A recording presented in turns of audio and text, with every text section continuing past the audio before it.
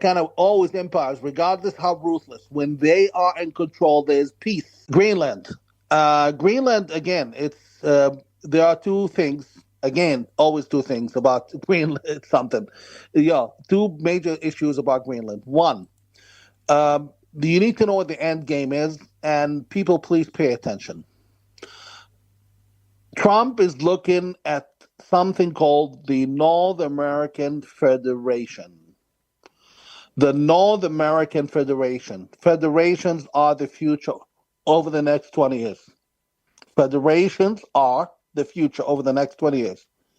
No other so called expert would be, or me, or anyone else who. It's the first time I bring up this, even though I've known about it for almost 7 years now. Federations are coming, the North American Federation are coming, and it will involve Canada, US, Greenland, and eventually Mexico. And of course, Cuba. Therefore, you need to clean up house. The American empire, as we know it today, is not afraid. And there's a bigger issue, the second bigger issue, bigger than just interest and gain that Trump is seeking. The issue is the Chinese are in bed with the Danes. China and Denmark, like all European countries, they're sleeping in China's lap. And the Chinese, they have their eye for Greenland.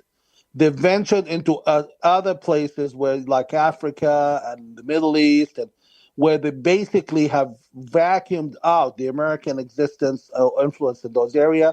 And President Trump cannot have the Chinese controlling or having any serious presence in Greenland. So he's afraid of the Chinese, and also the fact that it's not been protected by the Europeans at all.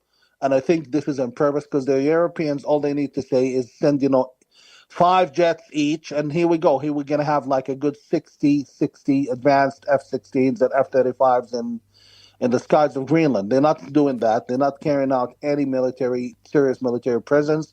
Yeah, but not to And worry because Denmark said that they're going to add another few dog sleds over there or something yeah, to and then guard the they've country. sent the European countries sent recently a good number of soldiers. I think 12 of them from all European Right. countries.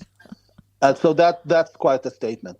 No, this man is not afraid to do things, and this I would say that when a group of working and former CIA officers plus um, generals in the U.S. Army and Navy who are still in the jobs, when they approached President Trump in 2015 and asked him to run for office to save the United States, I think they knew exactly why they chose the man, because he's fast and he's unorthodox in the way he does things, and he couldn't care what anyone says about him. Rest assured, I tell the Israelis, you will not be disappointed in Gaza or Iran. The only problem is you are dealing with a very, very, very hostile area. You're dealing with regimes who are all hostile to America and Israel, every single one of them, except maybe Saudi Arabia has its own, acts like its own empire. They follow their own interests, but the rest, they are, sucking off Iran's teeth and China's teeth. Basically, they're bad. So that's why it's slow. Okay.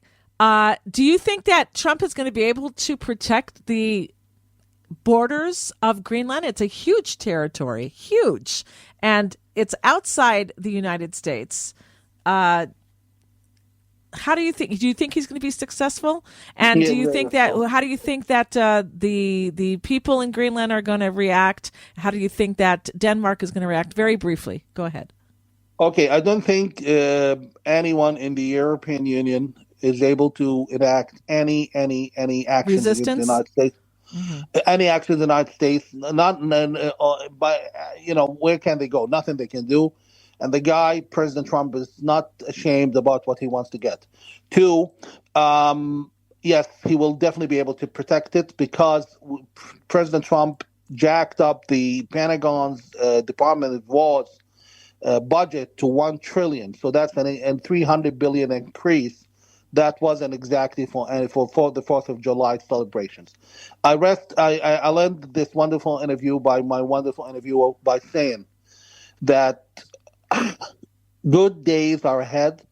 This year is the year of atonement for the evildoers, be it the Palestinian Authority, the Hashemite Kingdom of Jordan, whatever's left of Hamas, Iran, and the 4 or 5 Arab countries that are desperate to support Iran. This is a year of atonement. Nobody's going to get spared. Mark my words. All right, but before you go, you didn't talk about Jordan. I know that you want to see